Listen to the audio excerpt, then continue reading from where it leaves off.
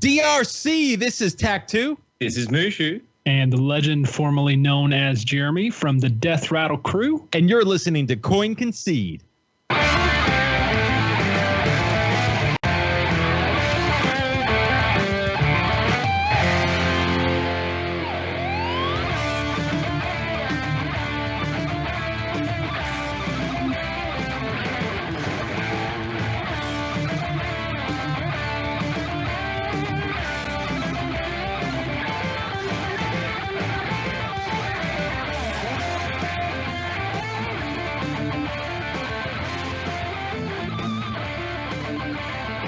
Well, hello everyone, and welcome to episode 94 of Concede, a Hearthstone podcast dedicated to making the competitive side of the game more accessible to you.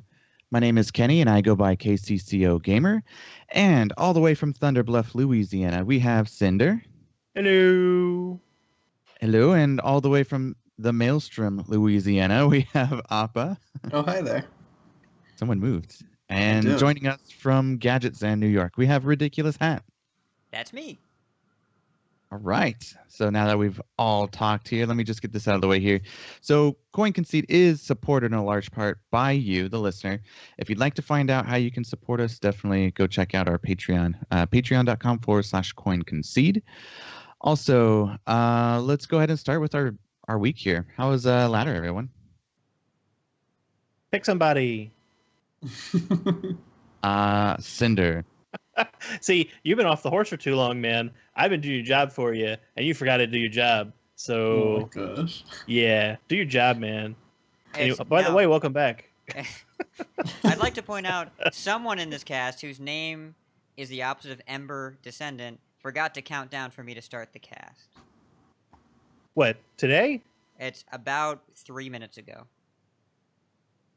I don't know what you're talking about. So, yeah, I hit my monthly goal, my new monthly goal of rank 5, because I wanted to have a low stress goal, and I did it. Did it over the weekend. So now I'm just goofing around with Jade Rogue. It's actually decent. It's not bad. It's above 50%. I think, given enough time, I may get it all the way to orange. We'll see. But I just want to play it. I want to get Rogue to level 60 and work towards golden. That's the goal. Den.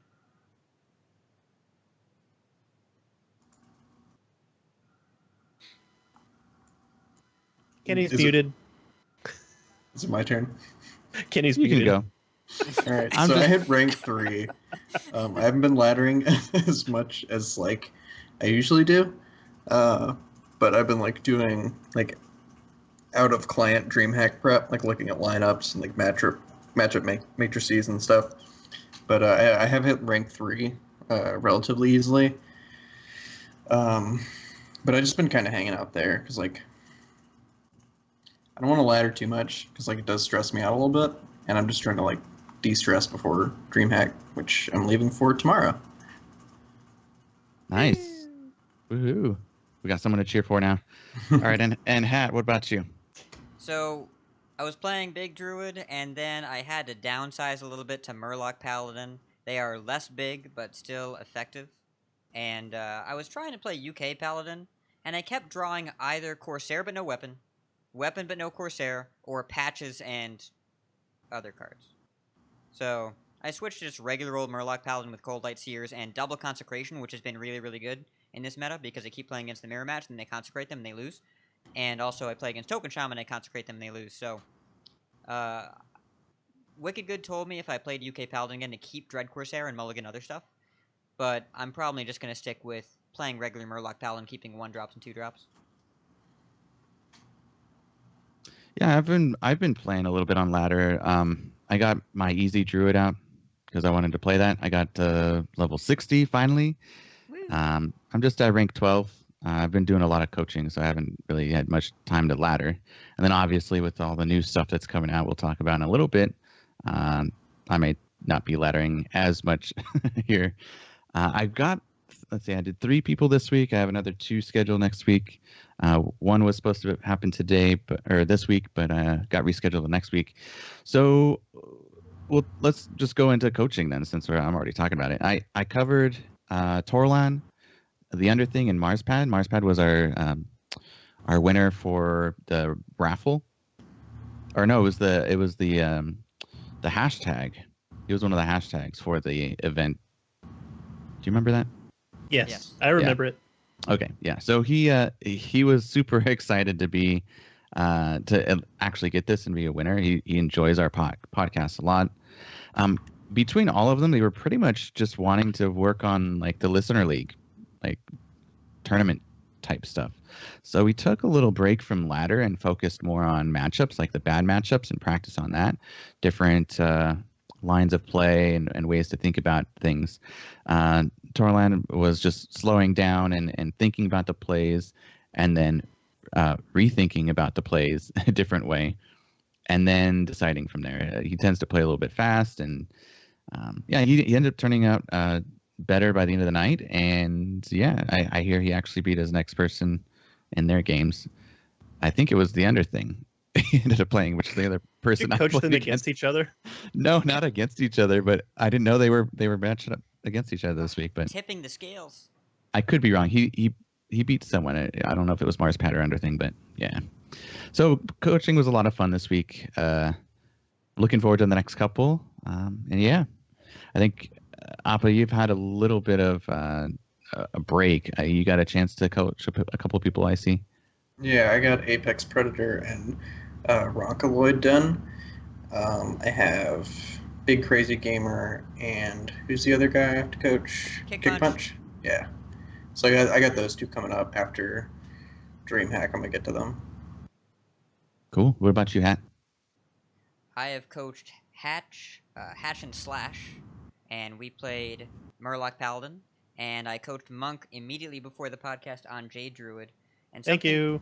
Of course. Yeah, that was originally supposed to be Cinder, but we're all friends here, and I really can't say no to a good coaching. And Cinder had to attend to Miss Sadie, who is gratefully feeling better, but Cinder needed some Sadie time. Sadie needed some Cinder time, so I was glad to step in. And what I've learned over the coachings I've done this month is that everyone at the end is like, wow, you really like to go face more. And turns out being the one to dictate the course of aggression in a game of Hearthstone, I'm not sure if it's correct, but I do it a lot, and then we win a lot during coaching, so I think it works out. No, having initiative is a big deal. Should definitely use it. Yeah. Yeah. And so anyone that has questions about coaching, again, drop me a line, but I think I've gotten in touch with everybody. Just a point of clarity, if you join Patreon, we start the coaching after your first contribution hits. So if you say, hey, I'm going to pay $10 next month, I want the coaching, when that goes through, then we schedule the coaching session. But if you join beforehand, the coaching session doesn't get scheduled until that first month's payment goes in. True that. You want to talk a little bit? Well, we are talking about Patreon, so let's give a big thank you to Dr. John this week. He pledged $10, so he's going to be adding to our list of patrons. We are so thankful for everything that you guys do as far as supporting us. I did want to mention, stay tuned, because we do have an upcoming recording we're doing with some patrons. So we should have that hit after this episode, I would believe. And yeah, that way you get to know some of the community and a little 10 minutes of fame. And yeah, I think a lot of them are a part of the listener league too. I don't know if you want to mention who's in it, Cinder. We had some people come in and out of it actually, so I'd have to go back to my notes and see. Okay. But yeah, it'll be regular people that are recognizable if you've been in the Discord or been on the listener league. You'll see their names. Yeah, and this was one of the requests that we would do for our extra shows, just kind of get to know someone. Yep. And we're just skipping individuals, and we're starting to group up because we have quite a bit, and we want to get around to everybody. So, yeah, anything else you want to mention about Patreon before we talk about Listener League? No, let's just talk about Listener League. Perfect. It's currently in its third week, and next week will be the final week before the final bracket, which will be played on the night of the 29th. And you should super tune into that because we have a little something extra planned for that. And we're not going to tell you what it is. You're just going to have to show up and be like, wow, that's a really cool thing. So look out for cool thing. And we should be doing another one probably in, I don't know, October to December, somewhere in there, somewhere in the winter, fall to winter for the next Listener League. Words give us some of time to wisdom cycle out. From Ember Descendant. Look out for cool thing. Look out for that cool thing. I'm excited for it. We gotta schedule that, by the way. Schedule, yeah. Well, it's just gonna be basically it's gonna be the finale. Like, watch all the way to the end. Watch the finals and then hang around. Yeah, It's there you gonna go. be super sweet. I'm excited for it. Yeah. All right, let's go in. Let's hit the news. Hit it hard.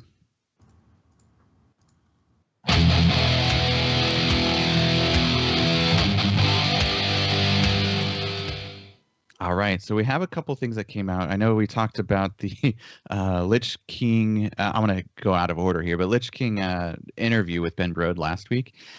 So yeah, we got a new one. I actually kind of liked this one. They had some kid actors in it. It was the Lich King Ice Cream Citadel. Yeah. It was good. I liked it probably better. I liked it better than the Mulligan. It wasn't corny, but it was still. I don't know. How would you describe it, Hat? Or has he? Pretty corny. It's like It was pretty corny. it wasn't quite as dry as Mulligan's. Dry, yeah. This one, and it's it's still a little like they talked about how they didn't want the Lich King to become a meme.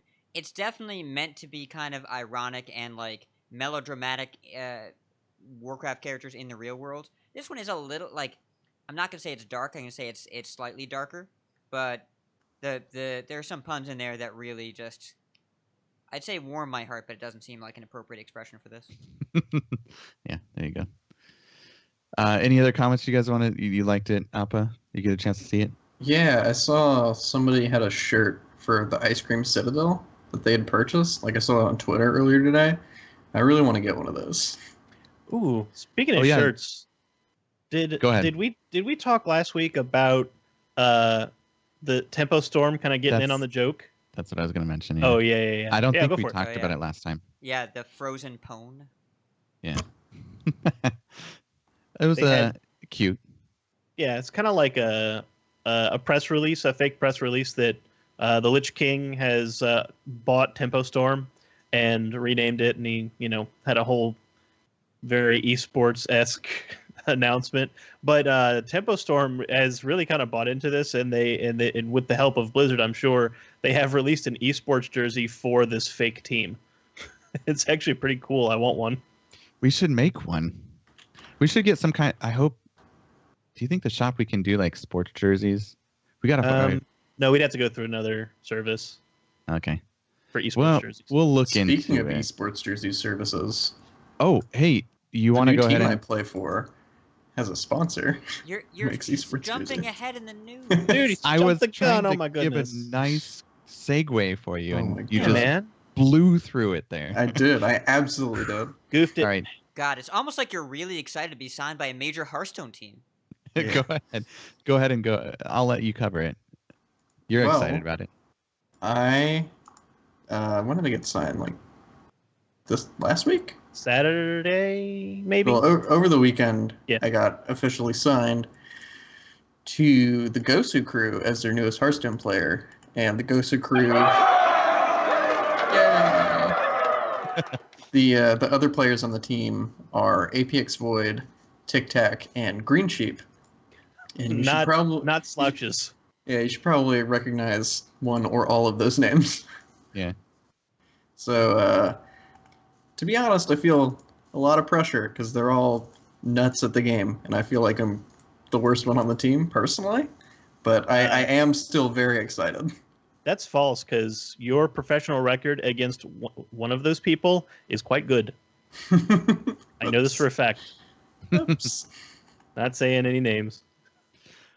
Also, That's actually. being the least proven professional signed player is like you're still a professionally signed player.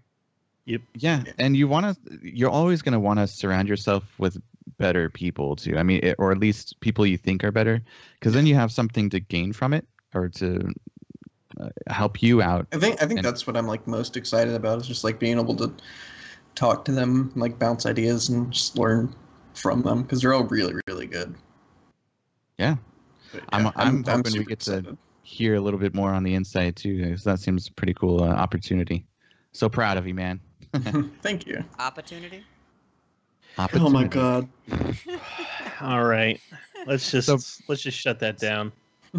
So we're gonna have Hat cover the Ben because he's Ben. So Ben It's Brood. true. Okay, so Ben Broad did an AMA on Reddit, and even if you don't like Reddit, this was worth reading. And what I do, for reference, is I go to the thread, I click Ben Broad's name, I look at all the comments he's made, and if I don't understand one, I look at the context, and then I close the Reddit thread and just go back to just Ben Broad's comments, just to make sure we're very much all about being involved in the community, but Reddit is the salt nexus where all salt is born, made, and distributed from.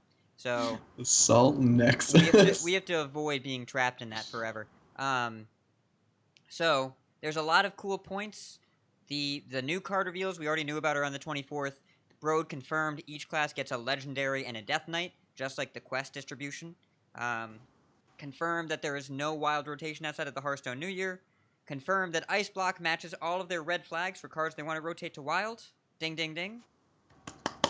Hell yeah. And they are hoping to announce ladder rework details by the end of the year. They were time specific on that. They said by the end of the year they really want to announce a ladder rework. They are actively working on it.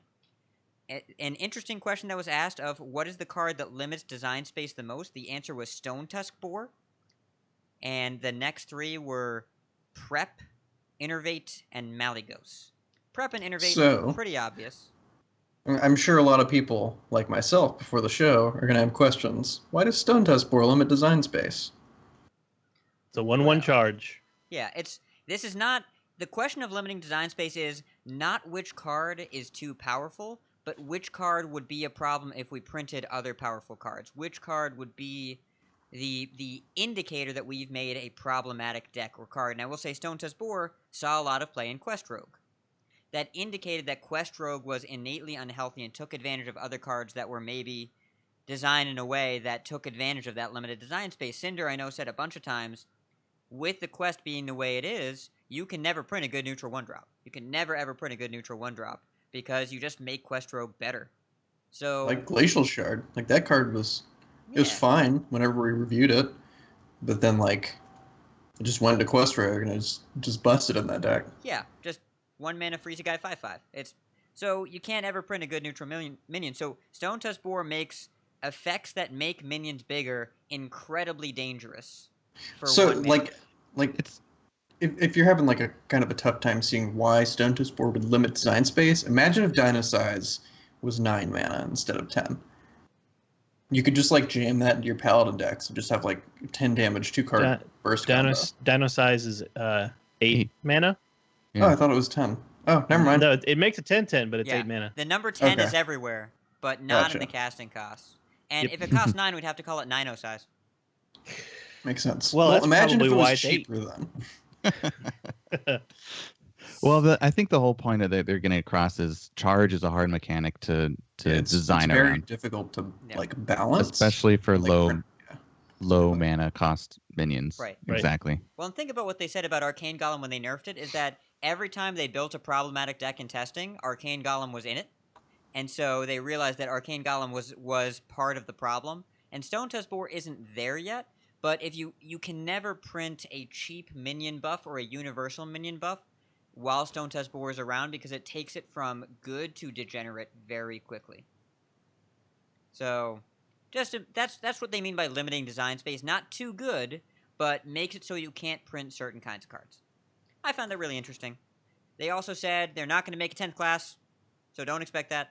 They said they're going to work on arena rewards because getting a common feels really bad, especially with a free arena run that started today, which we'll talk about in a second.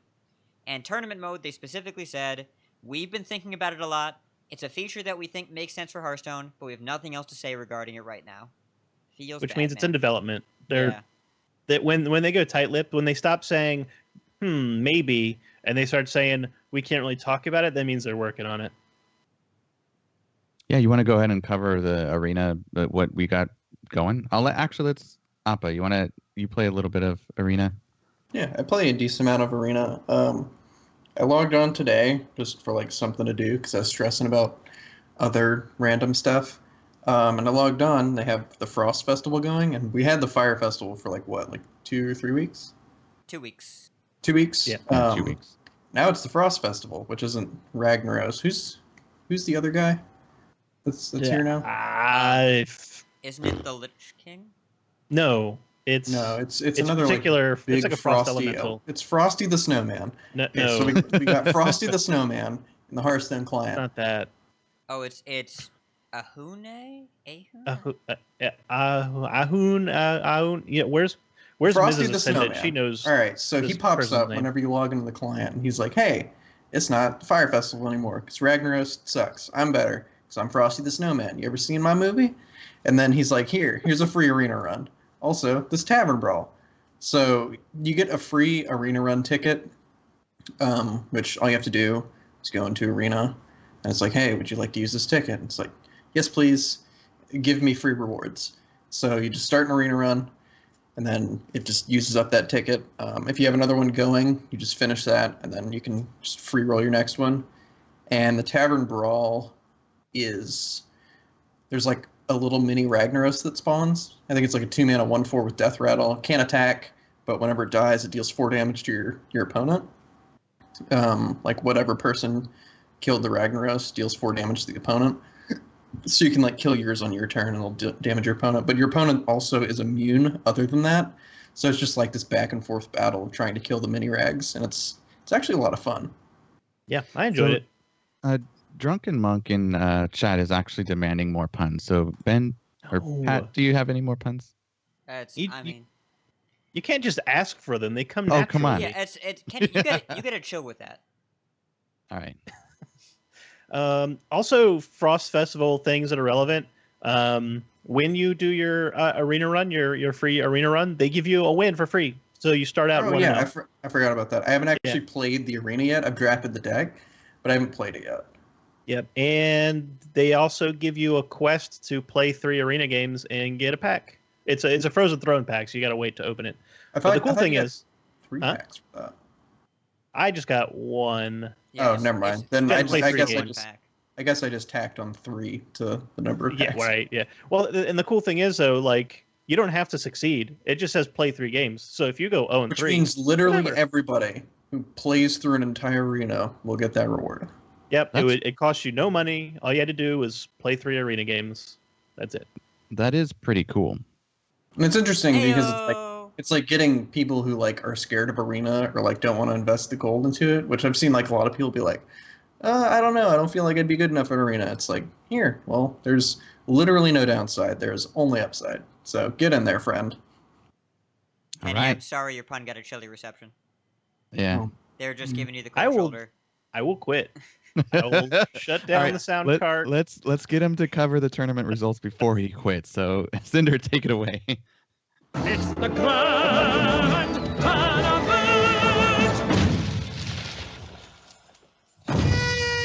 See that cool bumper that you guys heard and the listeners heard, and it'll be in the podcast. I have the power to take that away. The true power is when you have the power to destroy something. So I'm holding the sword of Damocles over my sound card. Now you sound like the Lich King. I'm getting into the Frost Festival. I'm getting into it. So we have global games. It's getting down to the wire, guys. Day 41/week 15 is currently underway. We had 2 matches yesterday: Czech Republic versus China, and Ukraine versus Netherlands. That if you want to talk about 4 powerhouse teams, holy smokes, those are some really strong lineups, players, teams, everything. And the remaining 2 matches that get played tomorrow, at least from our perspective, or it probably will be played by the time we drop the episode: Mexico versus South Korea and the United States versus New Zealand. So amazing matches all around. We got to see the first 2, so let's talk about them. Czech Republic versus China. The Czech Republic started with an early lead. Stancifka opened that match, and he was operating like one of his trademark decks, Control Priest, and he absolutely shut down China's Aggro Paladin very quickly. So they started out with a 1-0 lead. Then for the remainder of the set, the way the deck choices lined up, both teams had the same classes available in each match, and each time they blind picked the same class. So they had 3 mirror matches for the rest of this set. It was Druid versus Druid, Shaman versus Shaman, and then Warrior versus Warrior. On the first one, Druid versus Druid, it was a token Druid mirror. China did pick up the win with that set, but then in the next 2, Shaman versus Shaman, Warrior versus Warrior, Czech Republic managed to win the remaining matches, and they continue their advancement on a 3-1 victory over China. China is now eliminated, and this is kind of following in the heels of China's poor performance at HCT Spring Championships. So probably that's got to hurt for China, but Czech Republic is fighting for pride and for acknowledgement in the community, because Stancifka is a known player, but probably not one that is regarded, widely regarded as a top player, and he really should be. And then Pokrovac is, he's still fighting for relevance after one appearance in the HCT. Still a talented player, and he's on team with Stancifka. So they are not just HGG, but they're professional team as well. So this is a very deep run for Czech Republic, so they could very well be making their big splash right now. The second match we had yesterday, Ukraine versus the Netherlands. Ukraine is that team that everybody's talking about as the juggernaut in this event, and they're continuing their march. Kolento opened up the match. He had a crushing victory in the first match with Hunter versus Tyler playing an Evolved Shaman. I mean, it was watching this match. It was painful. Like, I felt really bad for Tyler because he was watching the door slam in his face the whole match, and it was really rough. Netherlands did manage to swing back in a high roll and some very perfect play working around the opposing lethal on a token Druid mirror. Theo very carefully counted exactly how much damage the Ukraine could do with Savage Roar and the minions on board, and he managed to dodge it by exactly 1, including the armor from the hero power. So expertly navigated. They won the mirror match. However, the Ukraine seized control of the rest of the match with a Taunt Warrior shutting out a Hunter and Murloc Paladin riding a Spike Ridge Steed to close the match against the Dragon Priest. So Ukraine defeats the Netherlands 3-1, and Ukraine will advance, and Netherlands, heartbroken, has to go back to the drawing board and wait for the next global games. I'm ready for it. Not many matches Ukraine, since we're. What's that? The Ukraine, man. They're just so good. Unbelievably good. Yeah, their team is pretty nuts. South Korea's still in it, right? Yeah, South Korea is playing tomorrow versus Mexico. I know you picked South Korea for this, but I am a Mexico fan now. Viva la Mexico! I can't blame you. I just like go South Korea like on 1 in like most events because I really like the country and I actually want to move there at some point. Fun fact. So I'm a bit of a South Korea fanboy. Nice. But yeah, I'm glad their team's doing well. But Ukraine is pretty nuts. I'm actually getting a little bit more into the global games like the longer it goes on. Like now that like the stakes are higher and everything, like I'm more invested in watching. Yeah, like it's been going on for so long. It feels a lot like World Cup to me, where people just rallying around a country that excites them, and it's been really cool to watch. Cool. I want to hear about DreamHack. Yes, we had another DreamHack recently. So DreamHack Valencia. This is the DreamHack summer that happens right after the one in Sweden. Valencia, Spain, specifically, for those who need a geography lesson. Now, DreamHack decided to open up the registration a little wider. Normally, they cap it at a certain amount, but they opened it up to, I think, 320 maximum seats, and they signed 288 players in Valencia. They had to play 10 rounds of Swiss to cut to a top 16. I think they did 5 the first day and 5 the second day, but that second day was 5 plus the top 16. Like, it was really intense. That would have gone super long. That's 9 rounds total. 10 rounds. Oh my lord. That's the largest. 10 rounds. I have a headache. That's the because largest, right? Usually what happens, I think, is 6 rounds day 1, and then 3 plus top 16 matches, which still goes Yeah. pretty long, and like an extra hour plus round is just super brutal for the players, especially like depending on the lineup you brought. Yeah, we were having that conversation about getting tired playing control lineups all day. What, Kenny? Do you have a question? That's the largest one that we've had, right? Yeah. Oh, absolutely. Yeah, I think so. Without a Like doubt. they used to cap them at 200 closed registration. Yeah. But I think this year they've gone open registration and like soft capped at 200, but also expanded if more people joined. So it's like 200 plus with an open registration for each DreamHack now. Like accommodation, basically, to Yeah. Yeah. And I mean, they definitely have had the space, from having seen, previous ones. It was just a matter of, the logistics of it, getting, all the equipment for all the lands, making sure they have all the tables, making sure that people can the admins can reasonably handle that many players. But it seems like they pulled it off without a hitch. So congrats to DreamHack just for getting it done.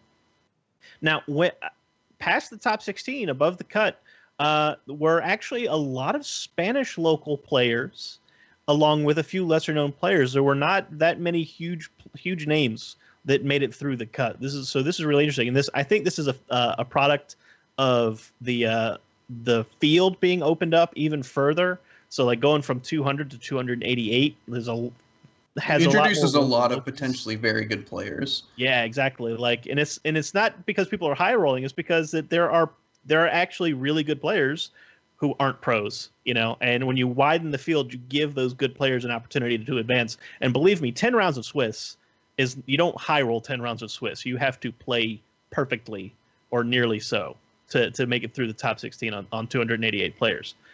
So the 16 players that came through were Harry Seldon, Torque from Arma Team, Mitsuhide of Gamers Origin, Fluffy from Crown Esports, Diggin, Meliodor, Turna, Crujaceros, Daniel Legend, Benene, X-Ben, PNC, Natham, Osha, Karotha, and Tyler from Complexity. So some known names, but check this out. Of those known quantities, past the top 16, getting into the round of 8, only Fluffy and Turna advanced. The rest of those names that you may have recognized all lost their round of 16 match. So the top 8 played it out, and we got it pared down to a Spanish local player, Harry Seldon, and an up-and-coming British competitor who just got signed to a team, goes by the name of X-Ben. It was a difficult name to read because he used like some leet speak. It's X13EN. Right, but it's Ben is his name. So the local Spanish player versus the British player, and these two players had practically opposite lineups from one another. So you had Harry Seldon had a very typical level 1 aggressive strategy, Pirate Warrior, Secret Mage, Murloc Paladin, and Jade Druid. Pretty straightforward level 1, take the best decks. Ben selected, check this out, Jade Druid, Freeze Mage, N'Zoth Paladin, not just Control, but N'Zoth Paladin, even greedier than regular Control, and then the world's greediest Control Priest that I have ever seen. It included Mind Control among everything else. Like every single other win condition was available. Like Medivh was in there, Free from Amber was in there, Lyra was in, like it was all in there. Just you ever mind controlled a Tyrion with an Atia shout? Because that's like there's no better feeling in the world. You're just like, all right, this one's over. Pack it up. Value gasm. It was too. In the fight, and it was the final match was no disappointment. It went down to the final game. It went down to 5 games, and with the amount of locals that were in attendance, everyone's nerves were on edge. But Harry Seldon did come out 3 games to 2. He is the champion of DreamHack Valencia, and he keeps the DreamHack trophy in Valencia, in Spain, for the 2nd year in a row. Because remember, last year was won by Evangelion, who is a local Spanish player from Valencia who plays for Valencia Esports. So they're 2 years in a row. The Valencia Trophy has stayed in Spain. It's a huge victory for them, and the place went nuts. They showed video of the tournament floor, and they were throwing Harry Seldon in the air, and just it was a huge party in the tournament area, and it was amazing to watch. So you should, if you like seeing underdog stories and seeing people make names for themselves, and the elation and celebration of a big tournament win, you should go and watch the last few matches of Valencia. It was quite fun. The top decks coming out of Valencia were pretty similar to what we saw coming out of DreamHack Summer. Check this out. The most popular deck and the second best performing deck of the top 16 was Evolved Shaman. 11 players out of 16 had it in their lineups, and it went 5-2 in games during the top 16. So once again, Evolved Shaman proving to be the deck to beat in the last year's standing format. Jade Druid and Mid Paladin were each taken by 9 out of 16 players, but neither of those decks actually performed very well. The best deck in the top 16, aside from Evolved Shaman, once again, was Control Paladin. It went 4-1 in match play in the top 16. So we saw this exact same thing. It's not a popular deck, but when people take it, they crush with it. And I still believe that it is probably one of the best decks, if not the best deck in the format for certain formats. Maybe not for laddering, because it's a very exhausting deck to play, but in tournament level stuff, I fully believe the Control Paladin is the bee's knees. What do you think, Appa? I think it was definitely good for that weekend because like Quest Rogue got nerfed like the week before, so everybody had to like figure out like on the fly what to bring, and like Control Paladin is just like, aside from like Jade Druid, I guess, is like one of the best of the slow decks. And like if you're not worrying about playing Jade Druid, you just like kind of crush all the other slower decks. But like, yeah, it just depends on what you're playing, because like the matchups are like super polarized, like on the different ends of the matchup spectrums. But yeah, I agree with Cinder. It's definitely like a really, really strong deck to bring, like in the right metagame and with like the right lineup and ban strategy and stuff. It can like crush a tournament. Hat, thoughts? I like Control Paladin. It's any deck that has a large quantity of minion health independent board clears is really, really good in this meta. Being able to Tareem or Equality, all those are... The Tareem and Equality clears are super important where you're not sure people are going wide or going big, because it deals with both. And you do get to have that pivot point as well where you say, I'm going to gain more life and make more taunts than you can deal with. Just, it generates a lot of value, and against a lot of the control decks, your hero power is good enough. So, I've always thought that it's a strong deck in this meta, and it's being proven pretty consistently last week's tournament and this week's tournament. It seems like Quest Rogue was one of the things holding it back in competitive play, possibly even from being brought, let alone being played. And you can build it now that you can just hammer Mage. If you put enough healing in, Mage cannot beat you. Yeah, there was like this thing with Quest Rogue where like you either banned it and like left yourself open to like other control punishing decks like Jade Druid and like Freeze Mage and some different lists, or like even like Control Priest or something. But now like you don't even have to worry about it. There's like legitimately only like one deck that really punishes control, and that's like Jade Druid now. There's like a couple other ones that are like decent against control, but there's no like control killer. And like before Quest Rogue got nerfed, you had like 2 of them that you had to worry about. So like bringing Control Paladin over mid-range Paladin just like didn't really make a lot of sense. But like now you can bring it and like not have to worry about having to like manage like both decks at the same time. And Miracle Rogue is less likely to show up, I think.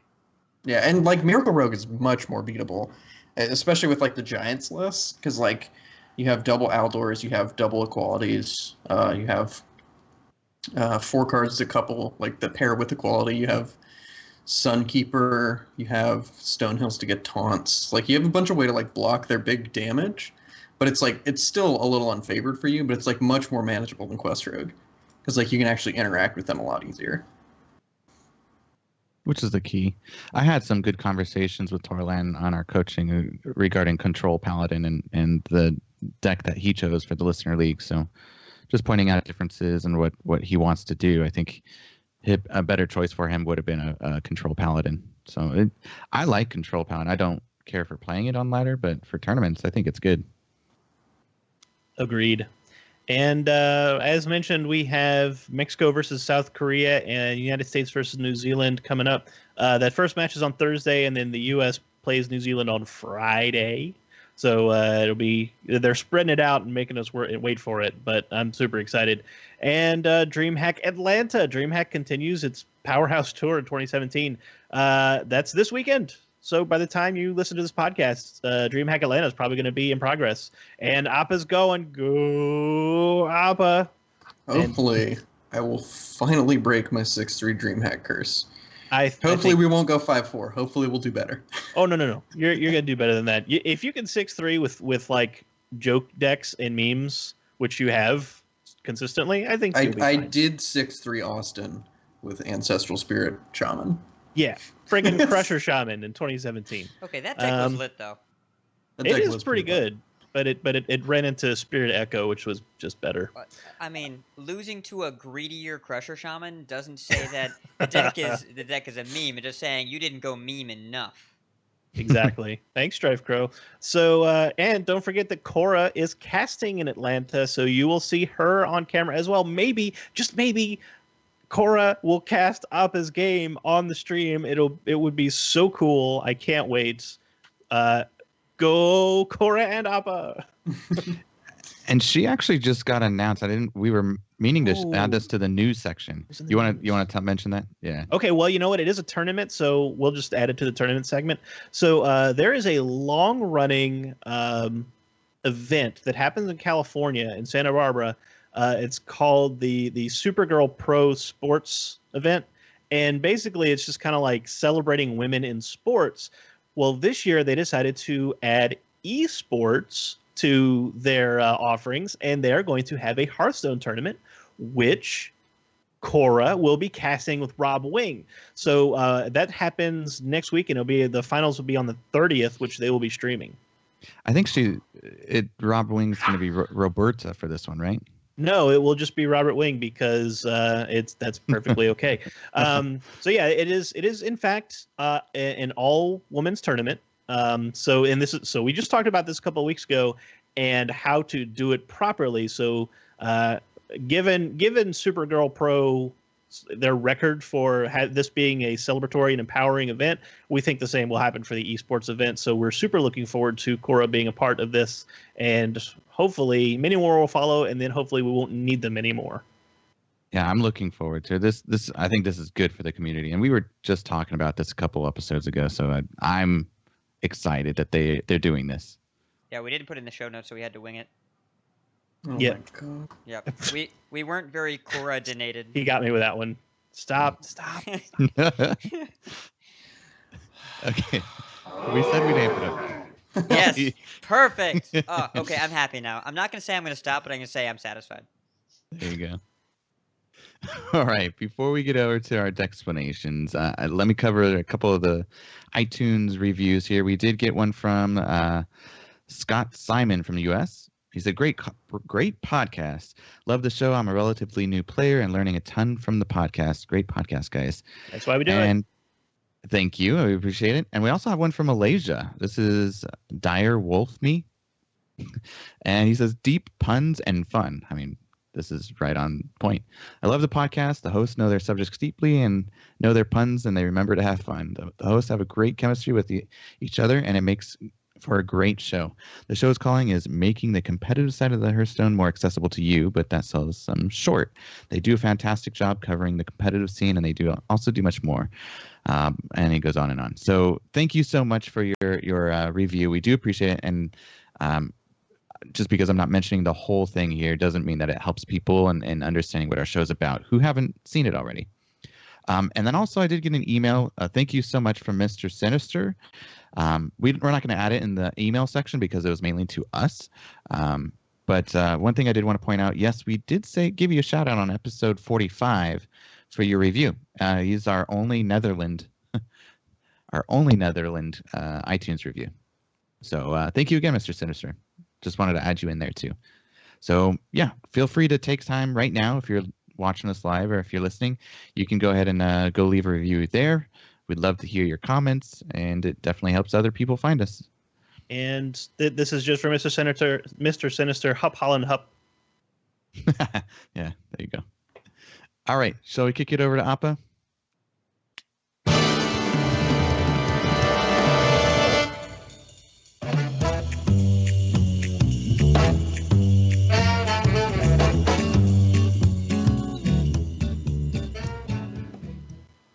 I'll still argue that I absolutely have the best bumper.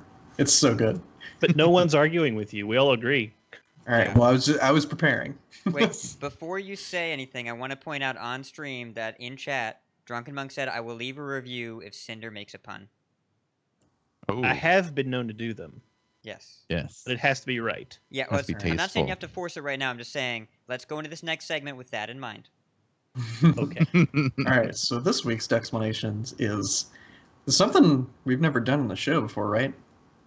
Is nailed it I don't or think goofed we've. it? No, this Yeah. is the first. This is the Awesome. first. I actually like this because it kind of end caps this season, or should we This call it a format, season? I guess. Yeah. It's that format, whatever. So it's nailed it or goofed it, Angora edition.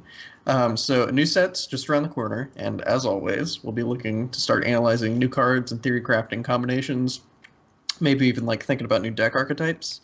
And we've already gone over how to review a card with like a bunch of different methods in previous episodes. I don't remember which ones, but I'm sure Cinder and his Encyclopedia of Concede episodes will know. We've definitely talked about like the quadrant method and just a couple of other ways of just like how to check for like a vanilla card versus not vanilla. How extracting value out of keywords and things like that.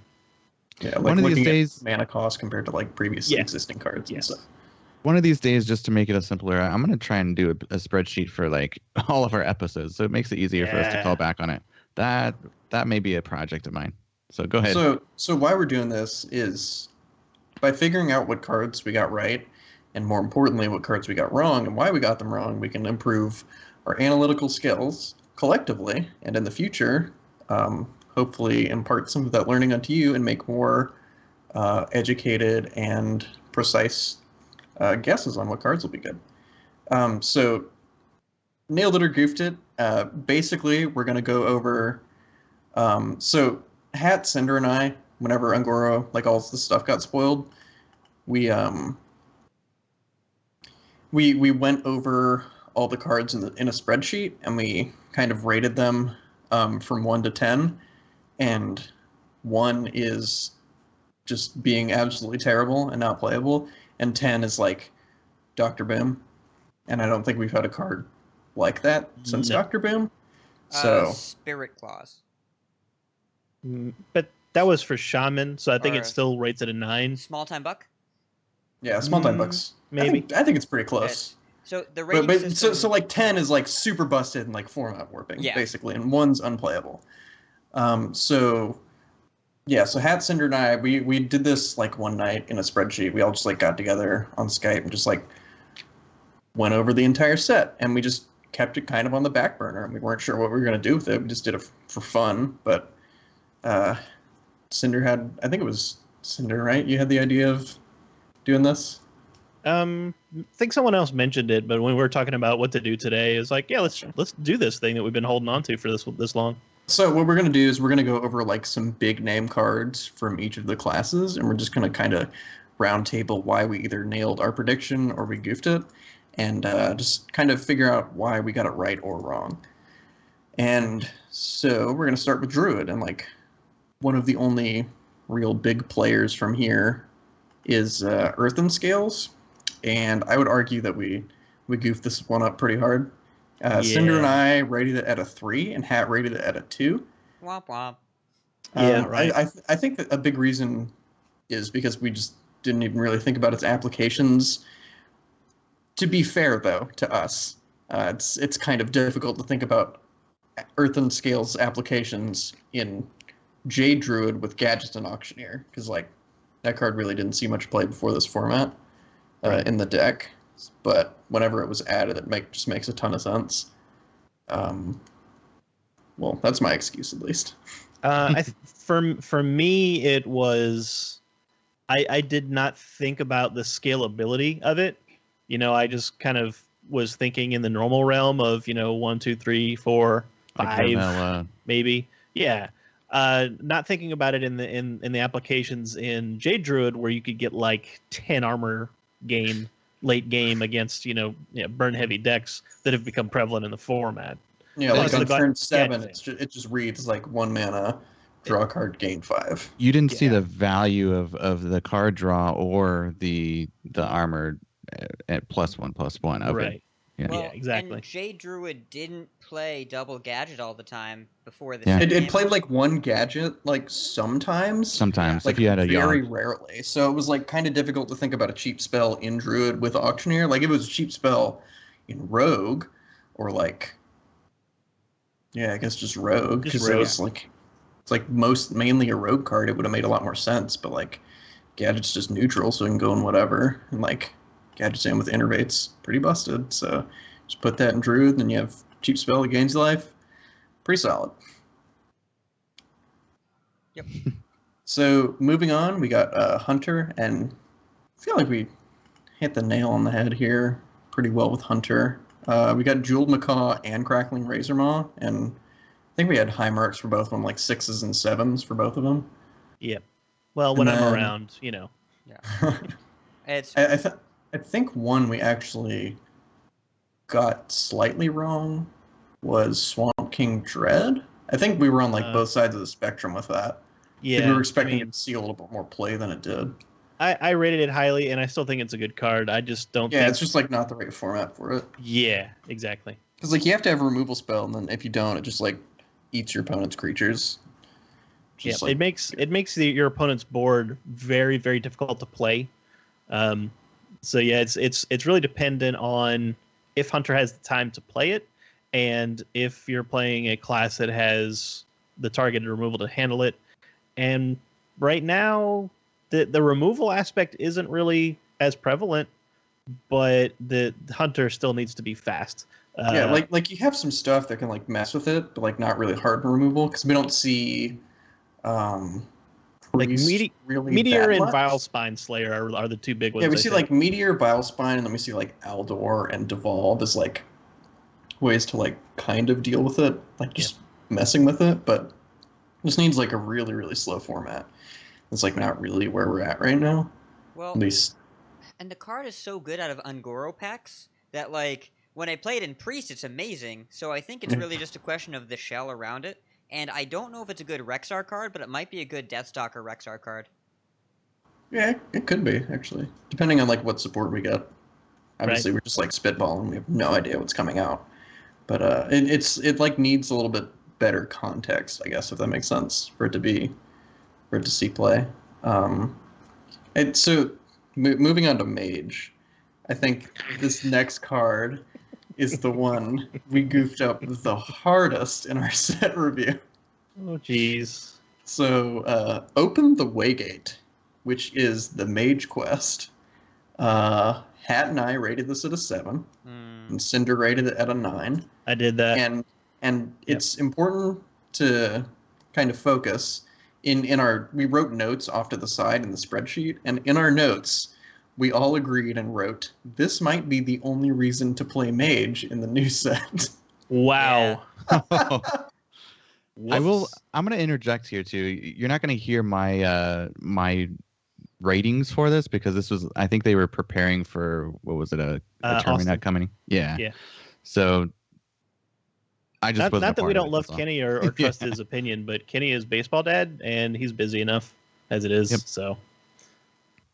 But yeah, we goofed this one up pretty hard. Well, the good I goofed news, it the hardest. The good news is that we got Arcanologist right, guys. Right? Right? It's only a so 5 out of why 10. did we get Open the Waygate wrong? I think is the important thing to focus on. Um. Because we rated this super. Because the effect is very powerful. Yeah, for me it was I underestimated how difficult it would be to complete the quest. That was my issue. I also underestimated how difficult it would be to kill Freeze Mage. That too. Because that deck is still standing. It's still very good. I underestimated how good Mage would be every other way to play it. And so this Yeah. seemed obvious, but in reality, if you take the 2 of the next 3 cards on the list, which are Arcanologist and Primordial Glyph, you can do whatever you want in Mage. You don't need an extra turn, they're just dead anyways. So Yeah, so we got Archaeologist right. We all rated it a 5, which I think is acceptable because it's not like super busted. It's just like a very solid minion, like in whatever deck you play secrets in, which turns out every mage deck plays secrets because Ice Block is disgusting. If you're playing against Ice Block, you're going to counterspell their Ice Block. and justifying numerical ratings is difficult because Yeah. it's it's an arbitrary system. I think at a 5 we compared it to Dark Iron Dwarf, which is definitely not quite where it's supposed to be. But the comment says nice value card in Tutor, which is accurate. I don't think we all realized quite how crucial this would be for the card advantage in the thinning, and for most importantly making Medivh's Valet good. That is what we missed about this card. Yeah. Is that by playing Arcanologist you guarantee that Valet is, by making Valet better, this card improves in value because Valet, if you can consistently hit it, is really, really strong. So Yeah, I also think that we didn't really recognize that Ice Block would be one of like the defining cards of the format, which it like turned out to be. in retrospect, that feels dumb for not saying this card that's been good since it's been printed when the game came out. It's not still going to be good. Yeah. It's kind of silly of us, but here we are. So I know we nailed Primordial Glyph pretty hard because like it's just discover the best card you have the option to refund itself, which is very, very strong. It gives we knew that. Unless you low roll super hard, it was just obviously going to be very strong. So Pyros, I put Goofed it, but I also don't really agree that we goofed it. I just think we goofed it on the rating system. At least I did personally. I rated it a 6, Hat rated it a 5, Cinder rated it a 3. And I still think the card's really strong. I think it's fine. I think it's a pretty reasonable card. It's just like you have so many other mage cards that you can play over it, which is kind of the issue. It's like mage has just busted cards. If this was in like another class, you'd just like include it in all your decks. But like there's just mage cards that are better than this. Like the secret mage decks can literally consist of 30 mage cards, and that's it. And they don't even have to play Pyros. They can just play 30 other good mage cards. So that's kind of the issue with Pyros right now, is that mage is too good to play Pyros. I don't think that we got that super wrong. Honestly. Yeah, I think you guys kind of said it was a middling card, and I said it was going to be a bad card, and I think it's somewhere in between those two things. Yeah, so I think like in terms of like the numerical value, I kind of judge it on playability. So like given the context of the format, I think it's kind of goofed. But I also think we nailed like the power level of the card because it's a very strong card, like in terms of power level. It's just like doesn't see any play. Yeah. Well, and Potion of Madness is a problem. Oh God. Yeah. That's It's Priest is not super common, but anytime it exists, you literally cannot cast the card. It's just not playable. Oh. Yeah, in relevance to Pyros, yes. Yes. Yeah. I don't think a Potion of Did Madness you is a just think he was problematic like Potion of Madness is a problem card? I'm like, no. Potion of Madness is fine. Yeah, no. card. Yeah. But Pyros is. There have been a lot of times when I was playing it in Secret Mage, and I would play the 2-mana 2/2 on 2 and never have the time to play the 6-drop. And at that point, the card it drew you is so irrelevant that you'd be better off playing Rivercroc. So there are times when you need the 6, and there are times when you play the 10, and the more you play it, the better it gets. And it's amazing in Arena, but it's still just a dude, and so you have to. It has snuck its way into some Secret Mage lists. Like Harry Seldon actually played it in a Secret Mage list that won Valencia because the deck needs like a little bit of extra late game like gas and value. So he went with like just a copy of Pyros and then like some other stuff in his list, which I think is fine. Like you have that's like a shell that it can exist in, but it's just like hard finding a home right now because like all the mage decks are pretty tight with their lists, and there's just like better cards to play for the format. Now, what we definitely goofed, I think collectively, was Steam Surger.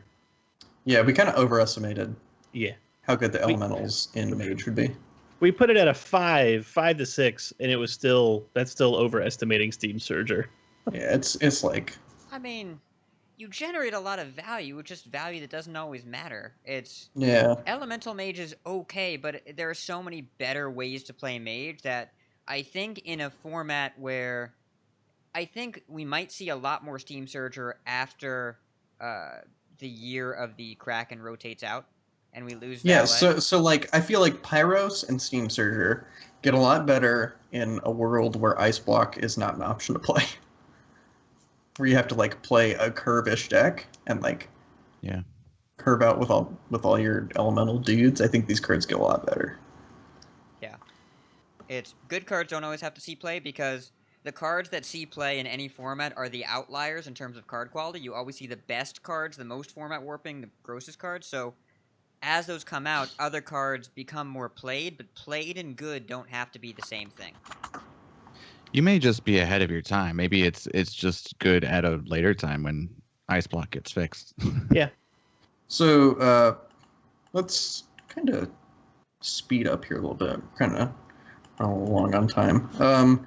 So for Lost in the Jungle, I originally had it as Goofed It, but I actually just changed it to Nailed It because I forgot about Wild, and Lost in the Jungle and Wild is nuts. It's good. It's in like the best deck in Wild, and it's crazy. And the reason we don't see it in Standard is because the Murloc shell is just better in Standard because we don't have like Muster for Battle or other ways to abuse the Light Fuse Stegodon. Well, so the first season I hit Legend in New Standard, I was playing super duper aggro Paladin, like Paladin. Yeah, 2. I remember that deck. And that deck was sweet. Even though it's a Murloc deck, I played Lost in the Jungle anyways because 1 mana, it was Living Roots. And Living Dudes! It was awesome. Yeah, it was just good. Last Kaleidosaur, we nailed it. We said it was not very good. It's very bad. difficult. It was putting all your eggs in a basket, and it's very difficult to build deck around. So, nailed it. For Hydrologist, I actually put Goofed It. We rated it as a 4, a 5, and a 3. But it's just like much better than that. Like if I had to rate it now, I'd put it at like a 7 because that card's just awesome. Like a 6, I think. Yeah, it's quite good. Spikeridge Steed, I think we nailed it there. We got like 6. I goofed Spikeridge Steed. I did not believe in the Spikeridge Steed. Yeah, I rated it as a 4. I was wrong. It's good. Sunkeeper Tarim. Refer back to the Sunkeeper podcast where I popped off about that card for like 30 solid minutes. Yeah. Dynasize, I feel like we nailed it. We rated it as a 10. 10. It's clearly a 10. 10. Not actually 10. It's just a 10. It's just the number 10. It's an So 8, 10, 10. So for Priest, Radiant Elemental, we rated it as like a 7, which is pretty accurate because it goes in almost every Priest deck. Because it's just good. Just a more difficult to remove, Sorcerer's Apprentice, and it's like very good with Lyra. Speaking of Lyra, I said we kind of goofed it because Cinder and I just didn't rate it because we were just like we don't know how to evaluate this card. Turns out it's just an auctioneer that doesn't fatigue you, and it's just bananas. And you could play it a turn earlier, which turns out 5-mana auctioneer was busted. Lyra's kind of nuts. Hat had it as a 6, so Hat got it right. Close, yeah. Cinder and I had no idea what this card was gonna do. It's so hard to evaluate. Is it like we're talking about objective evaluations of whether or not a card is good? Yeah, you'll see a theme here where we have like a hard time evaluating the quests because they were a completely new style of card. We had no idea how decks were built, and just cards that do new things that we haven't incredibly seen random cards. Yeah. For Rogue, we had Hallucination. I feel like Hat and I goofed it, which is weird because like we play a lot of Rogue. No, I saw that and I'm like, gain card advantage and have a cheap spell. It seems appropriate for Rogue. Discover, yeah. Yeah, so Cinder rated it as a 6. Hat and I rated it as a 4 and a 3. Rogue was the hardest to evaluate this expansion by far. Most people got most of the cards wrong, and coming into the set, a lot of people said Rogue got completely screwed, and coming out of the set, people said Rogue got way too many good cards. Yeah, so Caverns Below, I feel like we nailed and goofed it at the same time because a lot of people had it rated as like a 1, like a lot of the pros that were rating cards. They had it just rated as stone unplayable, and I had it as a 5, Hat had it as 6, Cinder had it as 4, and Hat wrote in the margin, he feels like people are sleeping on this card. So was right. I feel like we sort of goofed it because it was so powerful it got nerfed. Yeah, right. So I feel like it was probably a 9. It wasn't. I wouldn't even say it was so powerful it got nerfed. It's just a negative play experience, and people didn't like losing to it. So It was like power coupled with unfun. Yeah, Yeah. The power at High Legend in the hands of non-mortal players was ridiculous, right? Actually absurd. It's the card effect. The rating system I used, format warping was an 11. We're not quite there, but we're at somewhere between archetype defining and universal staple. Like, I think archetype defining, I would put this at a 9 now, and it's not unbeatable, but it changed everything. So it's we were better than a lot of people in rating, but like we were further from being wrong, but that doesn't mean that we got it right. We were close. Yeah, we also thought Envenom Weapon would be better than it is. Because like as a value card, it is a 2-for-1, just like in itself. But that's just like not how Rogue wants to play right now. It doesn't want to take a bunch of damage to like kill minions. We rated it as a 6, a 7, and a 4. Had and I again misjudged the Rogue cards. I think I was thinking, Rogue doesn't want to take a bunch of face damage to remove cards because you don't have taunt, you don't have heal, and I was right. Yeah, I feel like we actually hit the nail on Sherazin pretty well. Because like it's a good card, but only in like a very specific deck, Miracle Rogue with like cheap spells, and like even there it's not like super bust or anything. It's just like a solid card. So we all rated it as a 5, and I think I'd still probably rate it as a 5 today. Yeah. Bile Spine Slayer, we all rated it as a 7 because it's just a 3/4 body stapled onto Assassinate, which is very good, and you're gonna have combo a lot of the time in Miracle Rogue. So we nailed that one. So for Shaman, again, going with the theme of misjudging quests. We had Unite the Murlocs. We goofed this one up. We had 5, 6, and 5 as our ratings. It was really good for about 12 hours. Yeah, it had a real good win rate for a short time there. I think so. I actually crafted this quest, so I feel like I can speak to it. The problem is Murlocs are very, very early aggression centric. They require you to seize initiative and just slam your foot on the pedal, and having to play the quest on 1 leeches 75% of your opening power. So that's the problem with it's working against itself. Like if it was a quest and you had like a bunch of like slow Murlocs, like guys with lots of butt strength that likes to it just slow Murlocs that were like mid to late game that stuck around. Oh yeah, this quest would be great. But no. You skipping your 1-drop as a Murloc deck is really, really, really, really, really bad idea. And it turns out the real Shaman quest reward is Bloodlust, and you can play less Murlocs and still win the game. And you don't have to play a 5-mana 8/8 in the meantime. You play 5 mana, your opponent dies now. Stop. Which is 5 much mana, better. stop. Yeah, which is much better. Like it was a really good day 1 or day 2 deck, and early on the expansion, and we'll talk about Warlock as well. For the first day or two, Zoo was the best deck. And Murlocs were really good, and Mid-Range Hunter was really good, and they were excellent level 1 decks before people figured out the synergies. So, Unite the Murlocs, very easy to figure out. Play the card, go to your collection, type in the word Murloc, just keep clicking until you have 30 cards, and that's your deck, and it's fine. And then queue up some games. Yeah. And it worked really well for the first day. Yeah. After that, we have Fireplume Harbinger, which we goofed pretty hard, I'd argue. I don't know. It sees no play whatsoever, and we all thought it was format defining, so... Yeah, we had it rated as like between a 7 and an 8. And if I had to rate this now, I'd probably rate it as a 2 because I played with it, and it's actually just terrible. It's just not very good at all. Yeah, I think I can put a finger on this one as well. Like when we saw it, we all thought Emperor Thorison, right? That's because it has the effect for your elementals, but like that's not what the deck wants. The deck wants is like the deck wants high tempo, strong body cards. to like get ahead of your opponent and abuse flame tongue totems and stuff while like getting incremental value from your elemental cards, which like this does none of those things. No, it just like does everything you don't want to do in the elemental shaman deck. It's which, like, which to be fair to us, like we didn't know what the texture of the deck would look like. But it just looked like a powerful effect, and we were super deceived by that. Yeah, it's kind of the same problem that. Actually, no, it's not quite the same problem as the Murloc Quest. What it really is that it's 2 mana, and it's a 1/1 body, and you're not going to get any value out of that playing it late game.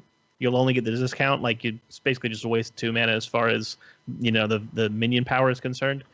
So you tend to want to play it early where 1/1 might still be relevant, but at that point you haven't drawn enough cards to make the discount relevant. That's why Thorson was so good, because you would drop him late game after you've drawn 9-10 cards into your hand, and maybe like crafted your hand to have combo pieces in your hand, which reducing the cost of the elementals doesn't create any combos. In fact, you can't play elementals as combos. You have to play them 1 turn at a time to get their little kickers at the end of their card text. And like on top of that is the fact that Emperor Thorsan was a 6 mana 5/5 that hit your opponent for 5 damage. Super relevant.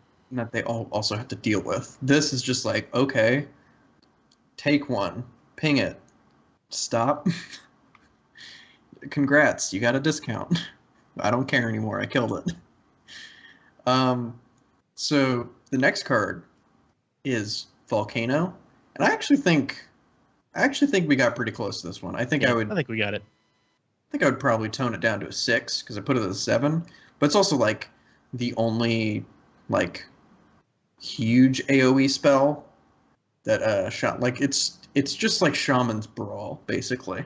And like we've already seen it in tournaments, we've seen it in ladder decks, we've seen it have a lot of success. Volcano is just a good card.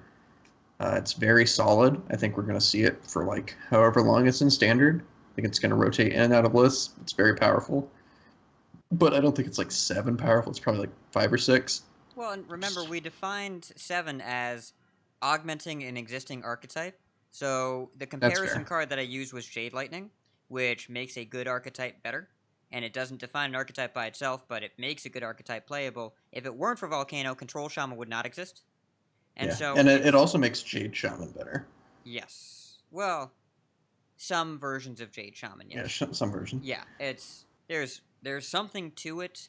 I think 7 seems like a big number, but in terms of making an archetype more playable, if not the best, I think it is appropriately rated.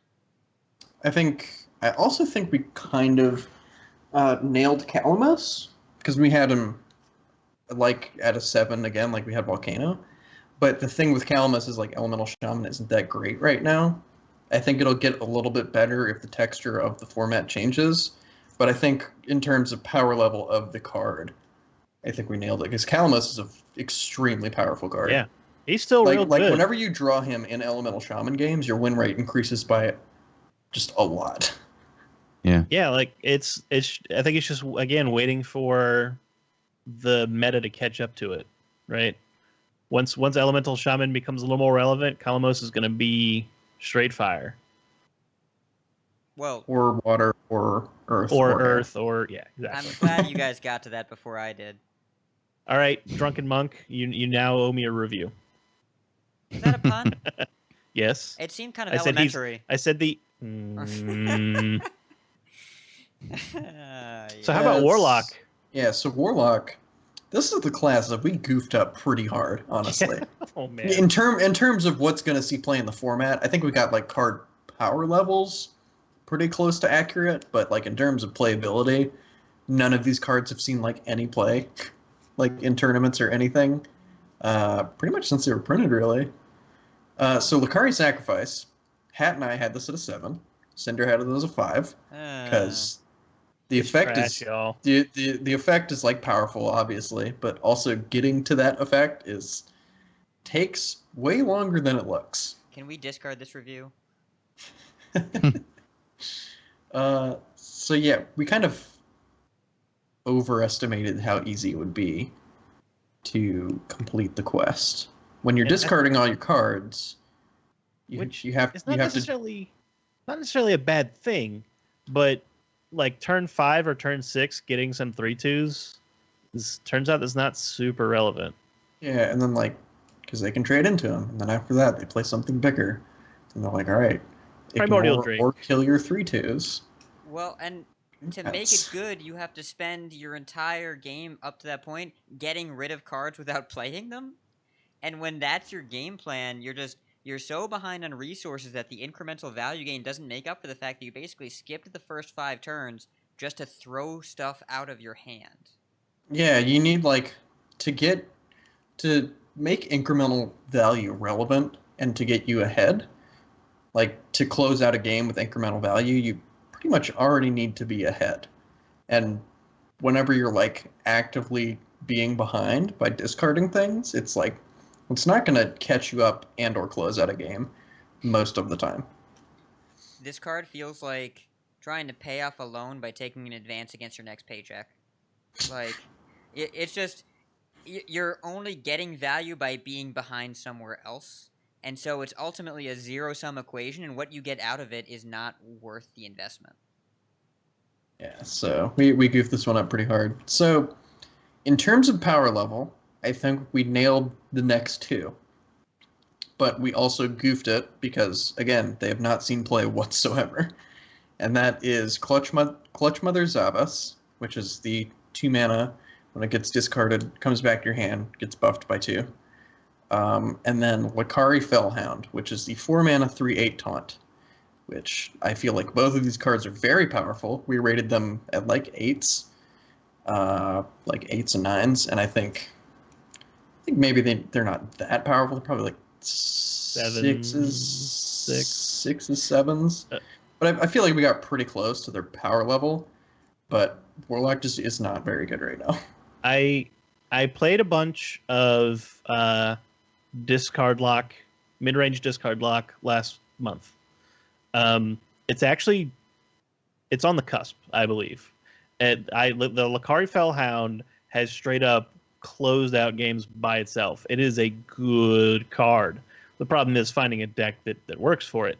Now, Clutch Mother Zavis, having played with her, the real problem with her is that you have no way to guarantee that she is the card that's discarded. Like, it's real hard to isolate her and Unless get her you're playing start like pumping it up. Like Lakari Fellhound and like Doomguard, and like discarding multiple cards, which and I just increasing your chances. Yeah, I actually have both of them in my build, and it was still really difficult to get her to proc even once. So at some point, I was just like, I would just rather have a 2-drop that I could just play whenever I want, instead of having to hope that it powers up. So she ended up getting at it. I don't think she's as good as I thought she would be, just because of the difficulty of actually triggering. Just like the randomness of the discard effects. Yeah, but Lakari Fellhound, I still think is real good. Yeah, me too. Like, if we see more like discard enablers like in the next set, I feel like the deck's just missing a little bit. Like not a ton, not the quest deck, but like discard handlock or like a mid-range discard build is just missing like a little bit to be like tier 3 maybe. It's like not going to be like the best deck, but it's just like it'll be fine.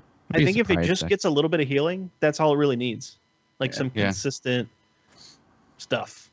I wonder what the Warlock Death Knight will be, because they all give you armor. Ooh. And the Warlock hero power, if you're going to replace that, it better be good, because the current hero power says draw a card on it. Yeah, dude, it's going to get a lifesteal hero power, isn't it? There's going to be something going on there that's going to be pretty saucy, and it does gain you life. I think in terms of a slower mid-rangey deck, there might be something there. It depends. I mean, we don't know anything about it, but we know there's going to be a new hero power, and we know that's going to gain you armor. So that's something to think about. So our next card was Ravenous Pterodax, which is the 4 mana 4/4, which you destroy a minion to adapt twice, right? Yes. Which is, it's fine. It's good in Zoo, but Zoo doesn't exist right now, so that's a problem. Basically. So moving on to Warrior, I feel like we nailed Fireplume's Heart pretty well. We had it at 6, 7, and 7. I think it might be slightly better than that, but like to be fair, the quests were very difficult to evaluate because we'd never seen them before. But on the other end of the spectrum, we goofed up Cornered Sentry pretty hard because we thought like a Tempo Warrior shell would be like more relevant than it is, and it needed like a good 2-drop that wasn't Armor Smith. So we felt like this would be like a solid 2-drop. Hat and I rated it as a 7. Cinder had it as a 5. This card has seen no play, like ever. It turns up to 2-mana 2/3 taunt, and there are lots of reasons not to give your opponent 3/1/1s, up to and including aggro druid. Bloodlust, Savage Roar, Mark of the Lotus, Flame Tongue Totem. Flame Tongue Charge. Because they are beasts. Yeah. Crackling Razor Maw. The list goes on, and it turns out the taunt that we missed was Stonehill Defender, which kind of also obviated the need to play Cornered Sentry. What did we rate Stonehill Defender at? Definitely not high enough. You guys did a good job of the neutral ones, though, I have to say. Yeah, I feel like I was the only person who had a finger on the Primordial Drake. Like I had to suspect that was gonna be a good card. Yeah, you and I both had it at a 5, which I think is still underrated, but decent. We had Stonehill averaging at just between 2 and 3, which is pretty in line. Yeah, with... we had 2, 3, and 3. Yeah. And in my defense, I went too far into the vanilla test where I was like, okay, so this is just the stupid monkey with like get a taunt. I didn't realize how good class taunts were. Like how frequently you get that. It's not intuitive. No one thought this card was going to be played in 3 different classes, and it's not played outside of Shaman, Paladin, and Warrior because the Discover effect is not intuitive that the class bonus matters so much, and it really, really, really does. Yeah, turns out getting the stupid 1/4 monkey for 3 plus a Tyrion into your hand, or a Wide Eyes, or an Earth Elemental, or a Thing from Below, or a Sunkeeper Tarim, list goes on. Yeah. It's pretty strong. It's like 3 mana, gum up the board a little bit, get a disgustingly powerful card. Yeah. Yep. And one that you may already have that you can't get a second of. So yeah, like this in the Zoth builds, like pretty much single-handedly replaced Acolyte of Pain. Like there's some builds that are putting Acolytes back in, but like it's very hard to make an argument for playing Acolyte in Shaman, Warrior, and Paladin over this card because of the upside of it. Just like getting legendaries and stuff that you can't get. Like Blizzard even admitted that they didn't expect it to be as good as it is. Yeah, so. It's like not a problem card, I don't think. No. It's just like very, very strong. And we definitely missed it. That's the reason I rated it so low. So I was just like, oh, this is the stupid 1/4 monkey, whatever it's called. I don't remember the name of it. Silverback Patriarch. Yeah, I was like, okay, this is just Silverback Patriarch, Discover an Infested Torrent or whatever. And I just completely forgot about class cards. Yeah. Turns out this card is bananas. Oh my god. So, Apple, you want to just wrap up the neutrals here and we'll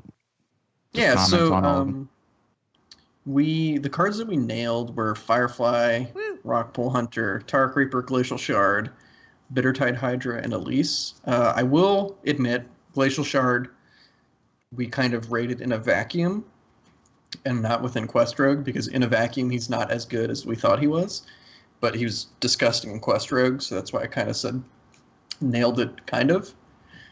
But all the other ones we nailed like pretty solidly. Fireplume Phoenix, I think, is the only one that we really, I guess, goofed.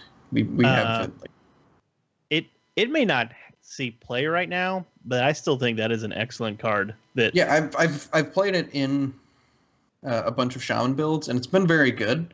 It's just it hasn't seen play, which is like part of the evaluation process here. But I also think the card's like very strong because it's it's a Disciple of Kaplume. I'm so proud. And I thought of that earlier when I went over the set review. I'll allow it. You're gifted. This has also started to see play over 12-year Stone Shaper because it's an elemental, and 12-year Stone Shaper and it can curve into. So it turns out that like having the taunt on turn 4 isn't as relevant and like this like affecting the board plus curving into Servant of Calamus is very important. Yeah. Because like taking a turn off and then like servanting on like turn 6 is much worse than on turn 5. So I think I think we all agree that this card's still very powerful. It just hasn't seen a lot of play at all. That pretty much wraps it up. I feel like we did a pretty good job overall. Like, again, a common thread here was effects that we haven't seen before, and the quests were very difficult to judge. And I feel like it's going to be... I feel like we're going to revisit this again after, like, long after Knights of the Frozen Throne comes out. And I feel like we'll be wrong about the bunch of the Death Knight cards and, like, some new effect cards as well. Because, like, they're just hard to evaluate because we never played with them before. I'll make sure to get my ratings in there. So Yeah. Definitely. And I think the other thing that gave us a hard time was anything that had some random element to it. So like Lyra's, Clutch Mother Zavas, Open the Way Gate, like these things were kind of confounding to us. Stonehill Defender, all things. So randomness will have to be fresh in our minds for a Frozen Throne. Yeah. So Kenny, since you didn't talk all that much, do you want to be the one to cover the emails and questions?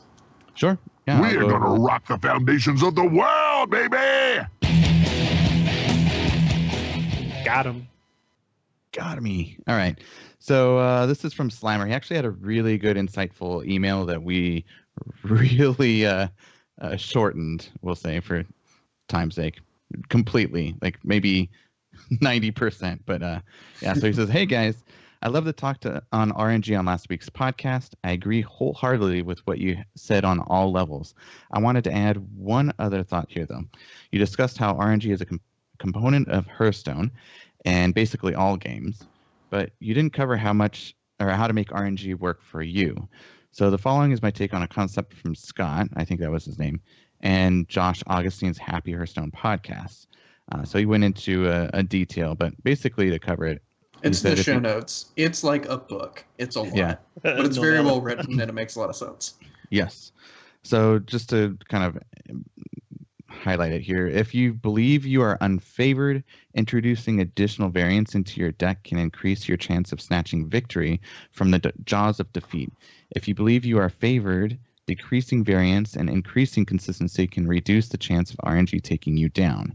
What do you guys think? So basically, he's saying that if you think you're not that great of a player, if you introduce RNG into your deck building, you're going to do better with, or you'll get more out of it than, say, a very consistent professional player would want to increase their consistency by not adding RNG and doing good RNG, which is like Discover.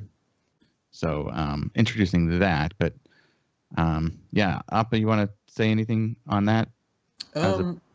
Yeah, I agree. The tournament I actually did the best at, like in terms of results, is the one I top 16'd, which was prelims. Summer prelims last year. Yeah, summer prelims of 2016. In my Druid build, I was one of the only players in the tournament to just not play Yogg-Saron and Token Druid, because I felt like it would make me more favored in the mirror to play a Sylvanas over it, because Sylvanas admittedly is a random effect card, but also isn't as wild as Yogg-Saron, and Yogg can have like either amazing results or like terrible results or like somewhere in the middle. But like I want to just be more consistent over the spectrum of a very long tournament. I believe at that time too, you could literally steal their Yogg with your Sylvanas too. Yeah, the Sylvanas could just take the Yogg. And when it did that, and finish it. You started casting the spells. If you stole it mid-Yogg. Now I think it just shuts off. Yeah. Well, I haven't played with the... Oh, I miss Sylvanas now. Thanks, guys. Me too. Feels bad, man. But yeah, I totally agree. Like I've actually had a lot of success in Hearthstone, just like decreasing the amount of like random effects in the decks that I play.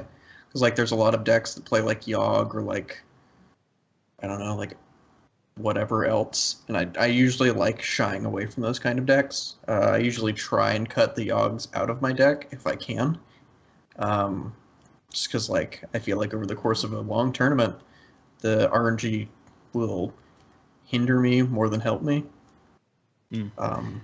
Yeah, that's my personal view on that. And I think what Slammer is really getting at here is not just necessarily RNG, but taking more risks when you're behind and when you're unfavored, which is 100% true.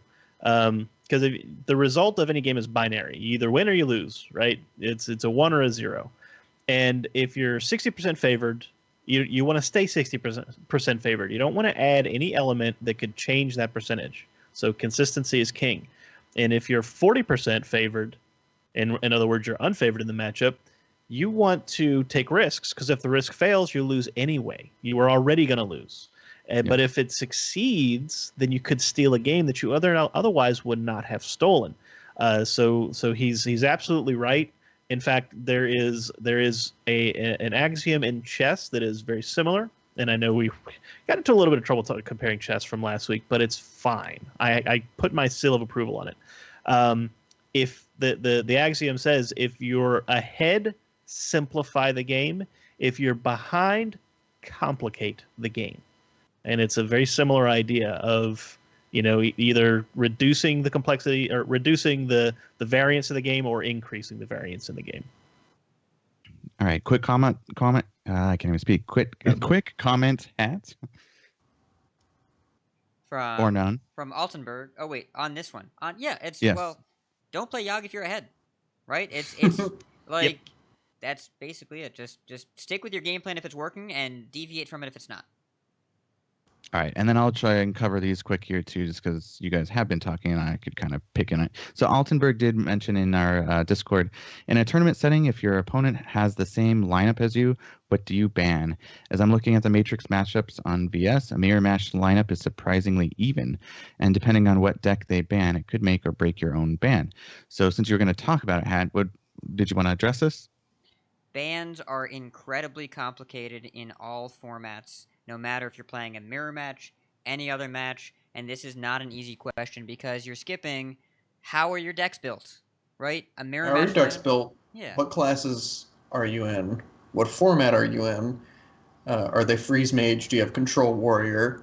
Or do you both have freeze mage and control warrior? So what's the mind game like where? Or the mind game like there? What are your other two decks? How are they constructed? It's such a hard question to answer, and we could make an entire episode about this, an entire 2-hour plus episode about just this question. Well, and not even cover it all. The next show will be after DreamHack Atlanta, so I'm gonna pencil in for destinations next week that we talk about tournaments and bans.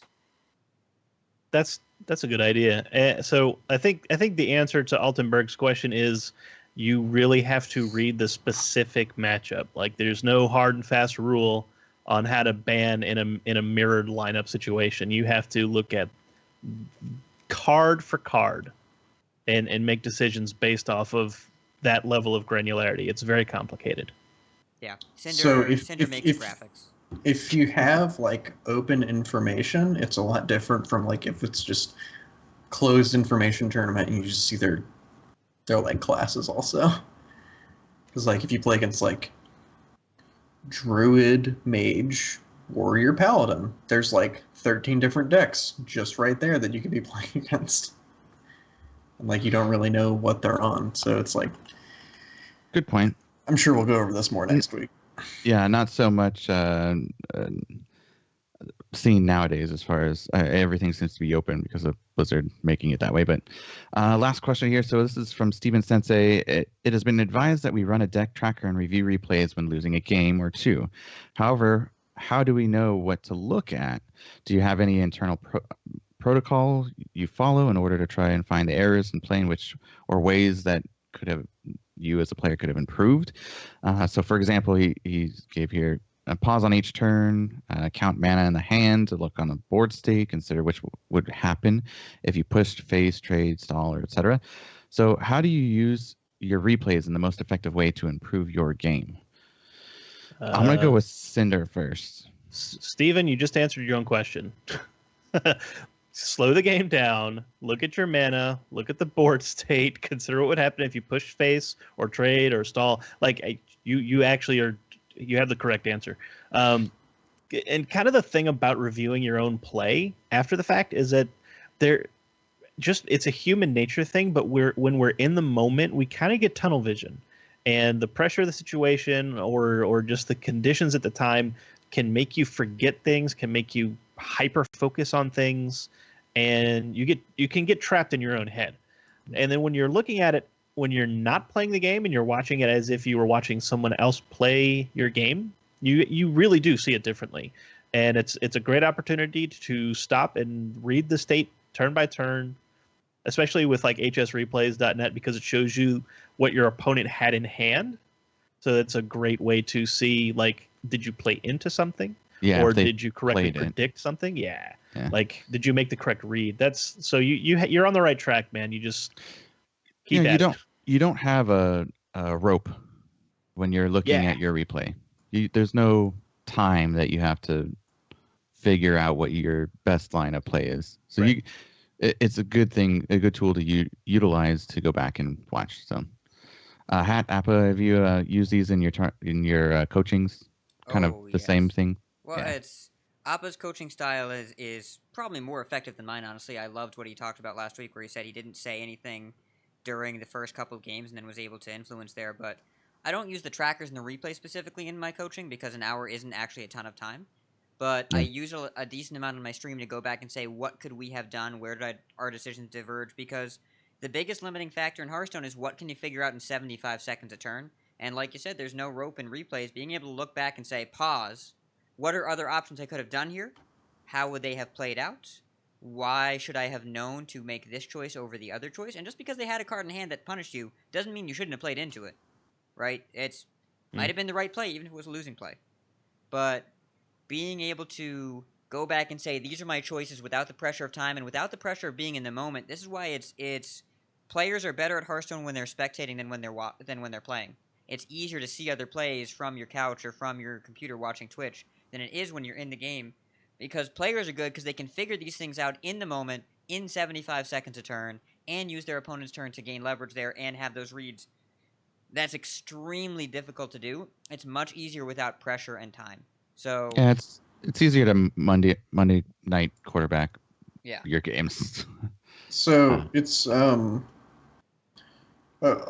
like, this is actually why during a tournament I rope almost literally every turn, and it drives my opponents insane, but it's a function of the game, and I'm gonna do it because it's gonna make me better over the course of a tournament, because I just sit there. Not only that, but you affect them. Well, yeah, but like just for me, like that's just like a added side benefit, is like they go on super hard tilt sometimes. Yeah. But I just like put my hands in my lap, I just don't touch the mouse, and I just sit there and think till the rope starts burning. And usually I will wait till like the very last 5 seconds to just make a decision, unless I have to like go through combat and like animations and stuff. And then not only that, I also use their entire turn like to think about my plays. So like each of my turns probably lasts about 100+ seconds, which is like super awesome. Yeah, to like think about plays and like minimize mistakes and just like think about different variations of things you could do.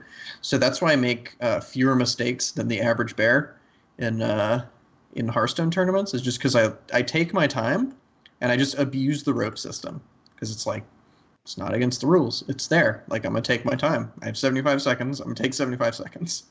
A word of warning, please do not do this with Gadgets and Auctioneer or Lyra. You will not finish your turn. Those are the exceptions. If I'm playing those decks, if I'm playing Miracle Rogue, I snap off my turn. Yeah, you have to. So like, to. I can like, because like the landscape of the turn changes like with every single card you draw. So like you have to play very quickly with those decks. Yeah. Appa knew that, but I wanted to make sure the listeners didn't try and rope and then gadget. Like, don't. No, that you're gonna have a bad time. Appa said. Yeah. No. My points I was going to mention, and that was probably something I mentioned with Torline, was take your time, like I mentioned earlier. But also, going back and reviewing it, like Torline, I think it was Torline. I don't remember who it was. They were playing with a crazed alchemist and didn't realize they can play it on their own minion. Their own, I think it was the 1/2 Murloc that gains +1. Oh, Tidecaller. Yeah, Tidecaller. So they didn't realize that they could play it on that to get a better use out of it. Or another one, a hard one that people don't forget about a lot of times is silencing your own frozen minion. So things like that you can kind of come across when you play your match or review your match and how you could have played something better, because you have more time to look at it, and the more time you realize, or the more times you review the plays to see those mistakes that, well, quote unquote mistakes, but those other lines of plays that you didn't take, the better you're going to be at noticing it next time. So like a general rule of thumb, I like I don't use visual replays. I just kind of like go over the games in my head because I like remember them pretty well, like right after they finish, and I just run through like what happened. Usually what I like to think about is like if I had an axis like of advantage and I lost it at some point in the game, did I screw that up?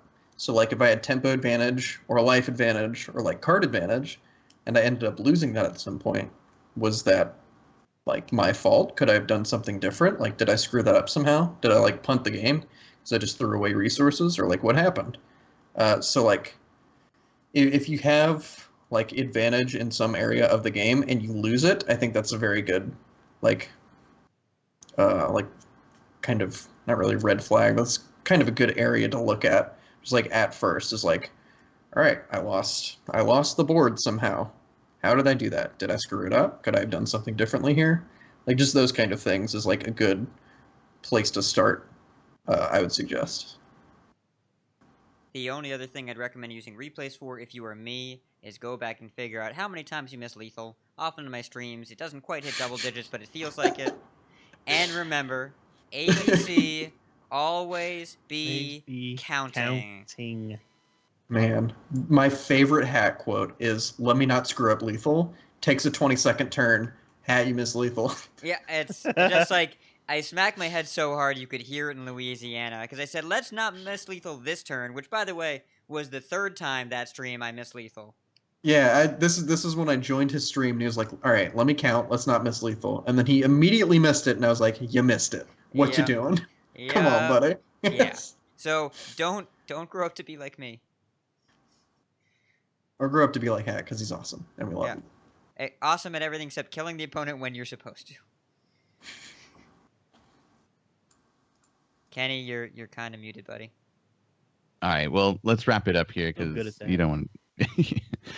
All right, so if you want to send it in to us as far as your email comments or whatever you'd like to do, it's coinconcede@gmail.com. We have our Discord too, which is discord.coinconcede.com. Add your questions into the questions for the cast chat. I do want to give thanks out to Stefan L for letting us use this cover from week to week. You can find out his channel on our show notes, which you can find at coinconcede.com. Also, let's see, we have thanks to Old Guardian for his turn. Was this I forgot to talk to you about adding that to the thanks. So yeah, I shouted out Old Guardian before, but I use his statistical analysis so often during my own research that I feel like he needs a permanent spot in our thanks section because he's become a regular part of my show routine. So thank you, Old Guardian, for all your tournament analysis. And here's a link to his website, kiku.com/oldguardian. And Cinder, fix that link before we're done here. It wasn't working for me. Is it not going to? Yeah. Okay. Yeah. Also, you can follow us on Twitter, which is at CoinConcede. And you can go to our facebook.com/CoinConcede, and you can shop for our. We actually had one of our producers, Variatus, and we have Psych Mopco, who's donating his shirt, sort of say, as another option for our listener league. So we may add that in some way or fashion to our listener league as far as something they could win or something. So that might be something. He's too generous. I think we are all on the same page. Way too generous. He is what we would call a big old sweetheart. When are we getting that T-shirt? Soon, trademark. It's added to the list of every time we say something that we kind of like, hey, Cinder, when's that going to be a T-shirt? Make it a shirt. And Cinder's humoring us like the kid that's like, can we get a dog? And the parents are like, sure, honey. When you're older. Yeah. So if you don't win the listener league or figure out how you get that from the listener league, if you're a part of it, or if you're listening and you want something, go to shop.coinconcede.com. You can find out all our stuff there. Thanks to Cinder. Last minute shout outs here. We'll go with Hat first. I'd like to shout out Ionakata, aka Akata on Battle.net, aka Rod Johnson on Twitter. He's a man of many names. He's also a man of a podcast now. He started Tier 5. He's on episode 7. I guested on the last episode. We've been talking to each other for a long time, but it's the first time we ever made some content together. And you know what? It's a lot of fun being on a newer podcast, just kind of getting our feet under ourselves and figuring out what's going on over there. It's Ionakata and Tell, who is from Top Deck Kings. I covered for Tell. He couldn't be there last week, but it's just fun to hang out and chat with your buddies. So I really enjoyed it. Go take a listen to that. Let me know what you think. Let him know what you think. And yeah, Ionakata, thank you for being such a great friend. Great. And Appa? I didn't actually really think about my shoutouts before this. I'll give you another chance here. Cinder, you want to do yours first then? Yeah, shout out to Baby Bear for getting me on the train of Smite tactics, because turn-based strategy is kind of my jam, and this might be a new addiction for me, because what I really need in my life is more strategy games, but it is what it is. All right, and my shout-outs are going to our community here, because let's see, Shylock Ox, I'm going to pronounce it that way, shared some a gold with me, shall I say. Korn, actually, I played on ladder, beat handily and kind of BM'd him. I didn't mean to. I was just trying to complete my quest, throwing out all my class cards so I can kind of finish sooner than normal. And, you know, Korn was nice enough to let me just dish out my hand before lethal, but added me afterwards, gave some kind words. So shout out to Korn. And Bodicus for just volunteering to be the other half of my coaching this week. Also, real quick, well, actually, I'll cover our Discord or our Twitch in a bit here. Appa, you want to cover yours? Yeah, so I think the shoutouts are going to go to the dudes at the Gosu crew for signing me, because it's a super surreal opportunity to be playing with Tic Tac, APX Void, and Green Sheep. Like, that's just nuts to me. Because I feel like they're just in like an entire different league and caliber of player. Like, I look up to these guys, like, whenever I'm playing or watching events or whatever. And I also want to give a really big shout out to Cinder, because he's helped me out a crazy amount with my DreamHack prep and testing. Like, he's done just so much work for me, just unsolicited. He's just like, hey, made this thing for you. Check it out. Hey, made this Excel sheet. Let's check it out. And it's just like, oh, this just is everything that I want to do, just done for me. I mean, in fairness, I am technically invested in this event, like, monetarily. Yes. Oh, yeah, that's true. Well, Cinder did actually give me his 3-day pass because he didn't end up going. I can't go, yeah. And since the other org that I was with dissolved, and before basically I purchased my tickets and stuff, I was like, oh, okay, so now I need to get tickets. Cinder was like, hey, got free tickets. Here you go. So he's been helping me out a ton. Big ol' sweetheart. well, and earlier today he was just an emotional support touring, where That is true. I Yeah. was having a very stressful morning. yes. All right, so let's get some shout outs for our Twitch viewers here live. We have those of us that are still with us.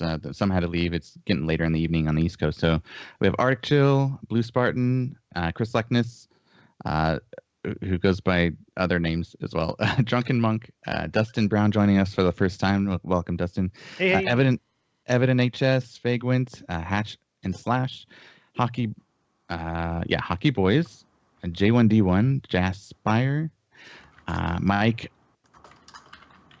Iowa Streams. Okay. I think that's low. Mike Low Streams. Okay. Yeah, it's Mike Lowe. There we go. That makes that's what I was like. Okay. And Modai, P Sams, Samurai Flea, Stray Dog, The Avatar, Wild Out Ben. We had some others here earlier, but if I missed you, we still enjoyed your company. That's a large number. It was larger earlier, actually. So Jeez. Yeah, we had like 20-something people in here. It's nice. Just for like the live stream.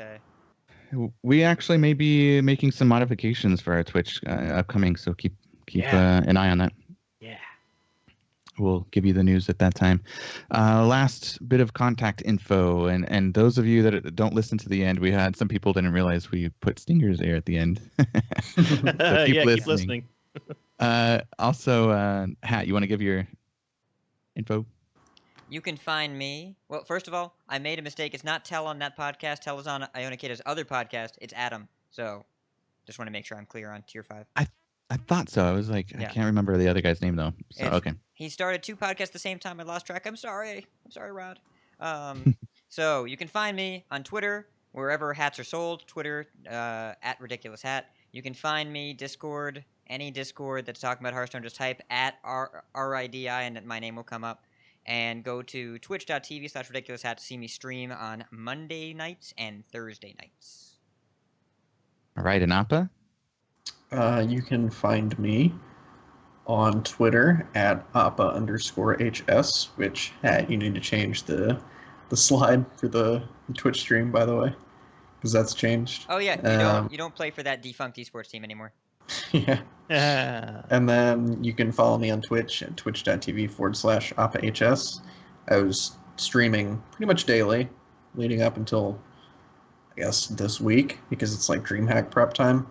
And I'm going to be, again, streaming pretty much daily once DreamHack is over. So yeah, follow me on Twitter to get notified when I go live for Twitch. And follow me on Twitch for some, a lot of silly shaman decks and just like a fun ladder experience. All right, and Cinder. Twitter at Cinder Ascendant and Twitch also Cinder Ascendant. I will resume streaming next month after I finish casting the Listener League, which, by the way, has been a ton of fun. Oh, I love casting it. Yeah, I'm going to be really sad when this thing is over because casting has been amazing. All right, and me, I'm on Twitter at KCCO_gamer. Like Cinder said last episode, I'm not really on Twitch for other than card opening, so it's the same there for Twitch. But yeah, and then Cora, she's going to be casting lots of Hearthstone games, like we mentioned earlier. Follow her on Twitter at songbird_HS, and when she can stream, it's Songbird Cora for Twitch. So that does it. We're over time here. Let's call it a wraps. Keep calm and chive on. And if you see us on ladder, coin concede. Coin concede. Coin concede.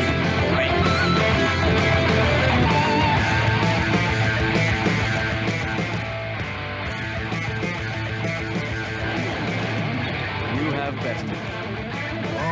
Choose death. You win this one. I concede. You win. This time. Well fought. I concede. You win this one, friend. The victory is yours. I give.